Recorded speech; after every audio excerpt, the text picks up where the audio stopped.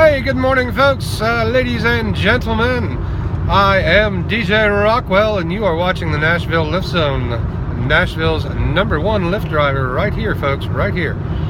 And today, I was going to do this as a quick tips video, but it just turns out it's just really too long. There's too much information to cover, so we're going to file this under the I guess the long-winded driver tips. And the topic today is going to be credit cards. When should you get one? How should you use it? And I'm going to kind of break all this down for you, including kind of how it affects your credit rating and whatnot. So let's kind of start with a little history of my experience with credit cards. And we got to go back a ways for this. About 10 years ago, maybe actually it was a little more than 10 years. It was really about 12 or 13 years ago. I had 3 credit cards, and or maybe it was 4, I can't remember, but I had these. They all had maxed out balances, and I lost my job. I got into a real bad car wreck in Chattanooga, Tennessee, and wasn't able to work for 6 months, and had no money coming in. And I could not make the payments on these cards. And I was, even before then, I was really only able to make the minimum payments. And I'll kind of cover that here in a little bit too. But anyway, these credit cards, they all go into default. They get sent to collection agencies because the accounts have gone delinquent. And that's really bad situation right there. It really took me several years to kind of dig out of that hole that I caused myself, and I destroyed any, I didn't really have great credit great credit rating to begin with before all that, but boy, it was in the shitter after that. And I made about as far down in the shitter as you can get. But anyway, these go into default. Finally I get it goes to the collection agencies. Eventually I start working again, and I'm able to start working out a payment plan with them to get these things paid off. And it took me a couple years to get those paid off, but I eventually did. And for a while I simply had no credit. I had really, really bad credit. And then after a couple years, those things start to drop off of your record, or they don't affect of your credit rating that much, and it starts to go up a little, but then in bad credit, it goes to no credit. You got no, bad credit, no credit, good credit, and great credit. And no credit is actually the worst one of the 3, even though it's not at the bottom of the list. Nobody's going to touch you with a 10-foot pole to give you a loan, even for $100 on that. But anyway, I finally built these up.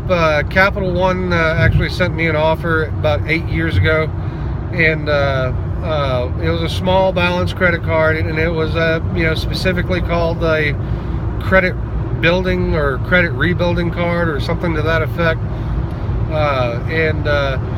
That card really helped me get on the right track to rebuilding my credit score. The key really is, if you put something on a credit card, pay it off the next month. And that's really, whether it's a small balance credit card or a large balance credit card, the very, very last thing you want to do is, let's say it's a $5,000 balance credit card. And you go out and you buy $5,000 worth of crap. You go buy out, new TV, new stereo, new shoes, whatever it is. You go out and buy $5,000 worth of junk, and you don't have the money in your bank account to pay that off, because you get a 30-day grace period. Basically anything you put on it, you have until the next statement to pay it off, and they're not going to charge you interest. And that's what credit cards are hoping that will happen. That's how they make their money. You go buy a whole bunch of junk, a whole bunch of crap, and then you don't pay that balance off. You're just paying the minimum payments. So let's say you go out and buy, you know, $5,000 worth of stuff on a card.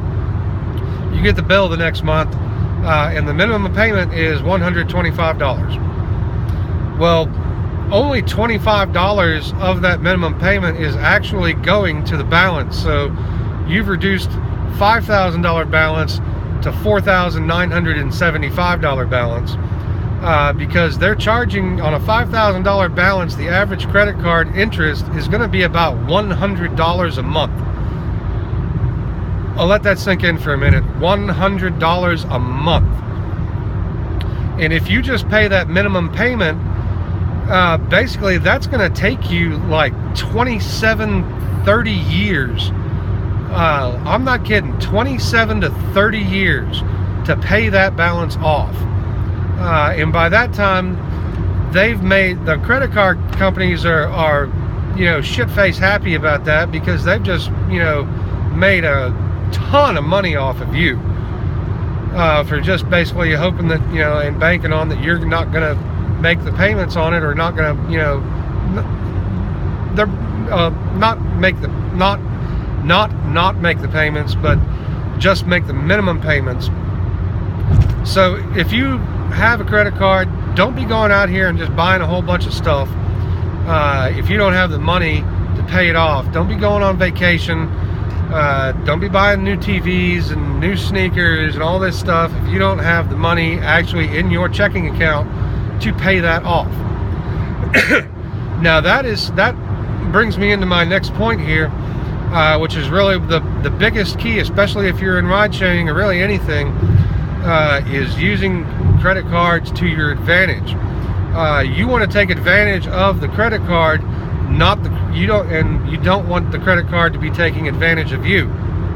So how you take advantage of the credit card, and if it's just a standard credit card, you know, I wouldn't be doing this, what I'm about to explain.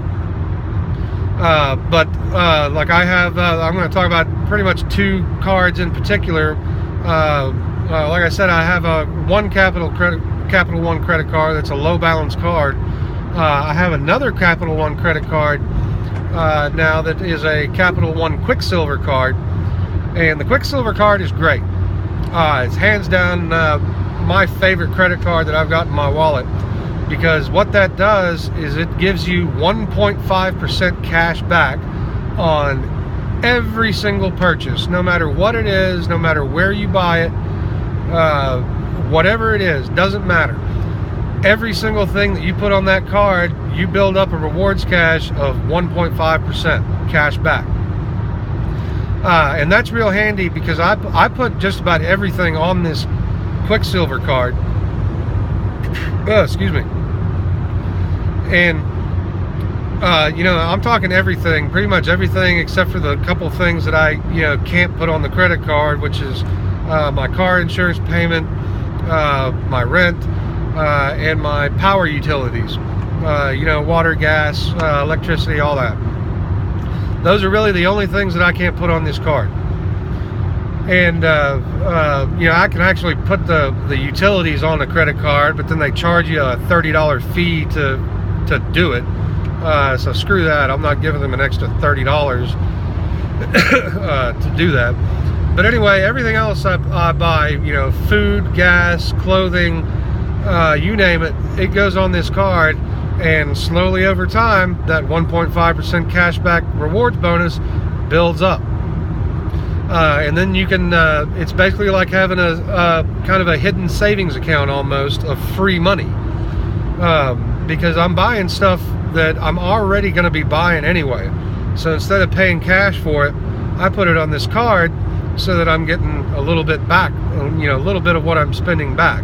And 1.5% is, you know, that's not that much. It's, you know, 1.5% is $1.50 out of $100. So it's going to take some time, you know, to build that up. But if I'm, you know, like me, I'm putting at least you know, $1,000, $1,500 a month on this card and paying it off every month. So, you know, that's a real good way to take advantage of the credit cards to your benefit. And also that, you know, that helps you, you know, earn a little bit of you know, extra money, especially doing ride sharing, because you're constantly buying gas. I buy at least, one tank of gas pretty much every day that I work. Because I drive, 75, 80 miles to get into Nashville, and then 75, 80 miles home, which that's where I'm on my way to right now. Plus all the driving that I do, actually, in driver mode, for Lyft. But it usually comes out to about one tank of gas a day, which on this car is like a $20 fill up. It's only a 10-gallon gas tank. Gas is fairly cheap here in Tennessee right now, even in the downtown area where gas is the most expensive. It's still, not that bad. But all that money you're spending on gas, and whatever else, I'm getting a little bit extra of that back. And as that rewards cash builds up, I can either take that and just reduce my monthly bill by a little bit, or I can just let it build up and save it up for something special that I want to buy for me. Like a new TV, maybe a new stereo. Go buy some new Blu-ray discs, or even save it up and go on vacation and use it to apply to part of the money that I would put on that card is vacation money, or what I would spend on vacation, and kind of cushion the cost of that. So that's a really good card to have. Another good card to have is an Amazon credit card, and I'm not talking about Amazon Prime. Amazon Prime is really definitely something that you should have already, especially if you're doing ride sharing, because Amazon Prime, not only it's like $110 a month, I think, or not a month, but per year. So it's less than $10 a month, and that gives you not only the access to their video streaming for free, which they got a ton of stuff, just like Netflix and Hulu, but there's also movies or TV show episodes that you can buy to watch on there. And another benefit of the Amazon Prime is you get free shipping on a lot of things. Free one-day shipping, free two-day shipping, but if you don't choose the expedited 1 or 2 day shipping and just choose like standard 5 to 7 day shipping, a lot of times Amazon will give you like $1 credit to your account that you can specifically use on like if you're downloading and watching an episode of your TV show, like The Blacklist or something like that. It's like $3 an episode to watch on Amazon, but you get a $1 credit, and then so now that episode only is going to cost you $2 instead of $3. But the Amazon credit, the actual Amazon credit card, is a really good thing to have in conjunction with it, because it helps you earn some additional cash back, which is actually, I don't know exactly what the cashback amount is, but it's better than what the 1.5% is on my Capital One Quicksilver card. And it's specific to Amazon though. You can only apply that reward cash balance to things that you buy on Amazon. So for example, there's a lot of things that I buy on Amazon personally. There's a lot of things for the business here for Lyft that I bought on Amazon, which includes my rear view mirror dash camera, my glow stash that Lyft used to give out for free, but they don't make them anymore, and I wanted one because I think they're cute. Plus it just helps identify you more easily to passengers. But I was able to find a good deal on Amazon for the glow stash, and the other thing another important thing I got was my barf bags, the vomit bags, for the drunk people, blah. Those things, I was able to get a 24-pack of those on Amazon Prime, or Amazon, for only like $10, and with Amazon Prime, I got free 2-day shipping on them. But since I used, I'd been using my Amazon card to buy other things, I had at the time that I got them like $16 worth of Amazon reward cash built up, so I applied that to the barf bags. So I got that, 24 of those for free, and that, I've only gone through one right now. I've only had one puker in the car, and they got it all in the bag. So I don't have to. That's not something I'm going to go through. It might take me, hopefully years to go through a 24 pack of these things.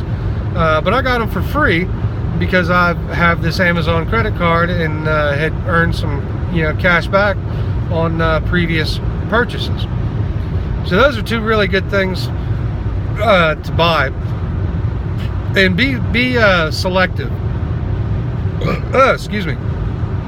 Be selective about credit cards offers, because I get tons of credit card offers in the mail every day. My credit score now is fully repaired. I'm like up 720 to 750, somewhere there. I've got a really good credit score. It's not the best it could be. I think it goes up to 800, maybe 800 something. So I'm not at the top, but that's got a lot to do with there's a lot of different factors that factor into your credit rating.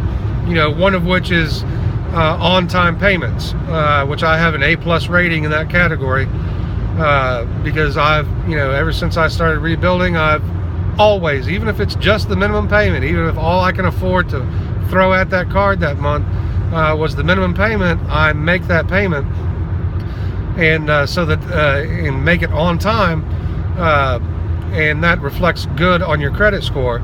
Another factor of your credit score is how old is your oldest credit line. So that original Capital One card that I got 8 years ago, that actually just kicked into an A+ rating in the category for oldest credit line, because once you had it's like I think it's like if your oldest credit line's a year or two old, it's like a D rating, and then like 3 to 5 years is a C or something like that, and then it goes to a B.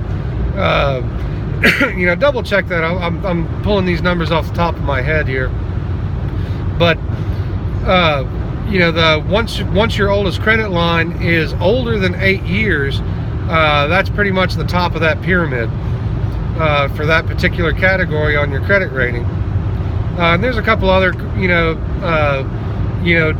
categories too, like how much available credit do you have. You may have a whole bunch of credit cards and $20,000 worth of balance, but if you have if your total credit amount, your credit line that you have through all your cards combined, if your balance on those is higher than say 25 or 30%, again, I'm pulling this number off out of my head here from memory,